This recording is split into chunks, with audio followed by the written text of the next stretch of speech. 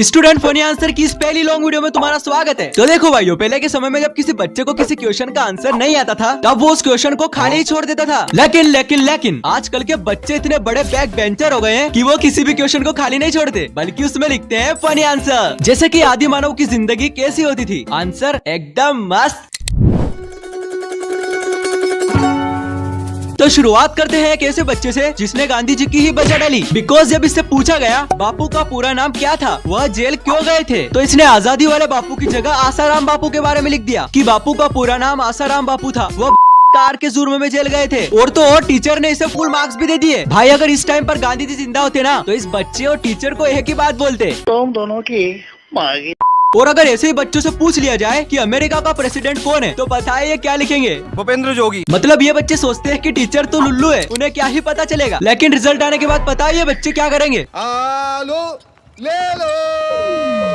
Next देखो यार, तुमने अपने स्कूल में वो बच्चे तो देखे होंगे जो अपने टीचर की लड़की के ऊपर ही लाइन मारने लग जाते हैं। जैसे कि ये लड़का जिसे एग्जाम में क्वेश्चन आया मरकरी और विनस में से कौन सबसे ज्यादा हॉट है, तो इसने बिना किसी शर्मिंदगी के लिखा सर जी आपकी छोटी वाली लड़की। अबे भाई कहाँ से आते हैं ये लोग। खैर ये तो रही बात लवर्स की, लेकिन जियान के सामने नोबिता मुंह खोल सकता है क्या? और फनी आंसर लिखने के मामले में बैक बेंचर्स के सामने कोई बोल सकता है क्या? बिकॉज जब एक बैक बेंचर से कहा गया फीस माफ करने हेतु अपने प्रिंसिपल को एक प्रार्थना पत्र लिखिए, तो इस लड़के ने अपने टीचर को ही ब्लैकमेल करते हुए लिखा सविनयम निवेदन है कि मेरे पापा ने मुझे 500 रुपए दिए, जिनमें से मैंने 250 रुपए का फ्री फायर में टॉपअप करा लिया और बाकी 250 अंग्रेजी वाली मैम से शर्त हार गया कि उनका चक्कर सिर्फ मैथ्स वाले सर से चल रहा है, लेकिन उनका चक्कर तो आपसे भी चल रहा है। तो आपके सामने दो रास्ते हैं, या तो करो मेरी फीस माफ या मैं करूँ आपका और मैम का पर्दाफाश। अबे भाई ये बंदे इतना कॉन्फिडेंस लाते कहाँ से? क्योंकि एक बार मैंने भी ऐसे एग्जाम में फनी आंसर लिखा था। माँ कसम उस दिन टीचर और घर वालों ने मुझे इतना सूता कि मैं पलंग पे सूता ही रह गया। नेक्स्ट देखो, ऐसा ही होता है जब बच्चे कुछ ज्यादा ही गाने सुनने लग जाएं। बिकॉज जब इस म्यूजिक लवर बच्चे को एग्जाम में क्वेश्चन आया how will you measure the temperature of earth, means तुम धरती का टेम्परेचर कैसे मापोगे, तो भाई साहब इस बंदे ने बिना किसी हिचकिचाहट के अपनी कॉपी में एक नोरा फतेही जैसी लड़की बनाकर लिख दिया हाय गर्मी।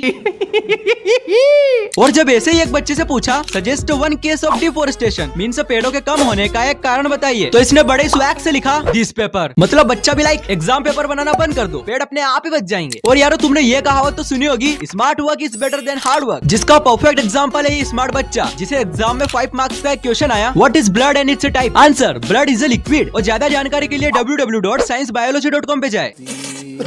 नेक्स्ट जब एक खूब खाने वाले मोटे बच्चे से पूछा name any 2 source of food, answer plants and animals, जो बिल्कुल सही है, बट इसने अपने मन से 2 पॉइंट्स और ऐड कर दिए जोमेटो एंड स्विगी, क्योंकि खाना तो वहीं से मंगाएगा ना। ये तो कुछ नहीं, बिकॉज जब इसे दूसरे क्वेश्चन में पूछा ये कौन सा फ्लावर है, तो इसने लिखा रोज। लेकिन जब इसे नीचे वाले फ्लावर का नाम पूछा तो पता है इसने लोटस की जगह क्या लिखा, बीजेपी। भाई शायद ये लड़का मोदी जी का बिग फैन होगा। नेक्स्ट देखो, तुम इस बच्चे के आंसर को देखने के बाद ये समझ जाओगे कि मैथ्स से कितना खौफनाक सब्जेक्ट है। बिकॉज जब ये लड़का मैथ्स का एक लॉन्ग सम सोल्व कर रहा था तब इसने पहली दूसरी तीसरी और चौथी स्टेप तक तो ये सम बिल्कुल सही करा, लेकिन 5वीं स्टेप में इस बच्चे का सम और दिमाग दोनों खराब हो गया और इसने पंखे की जगह एक रूट बनाया और उस पर रस्सी लटकाकर खत्म, गुड बाय, गया। Next good morning sir, sorry कल मैं अब्सेंट था क्योंकि मुझे दर्द हो रहा था यहाँ पे।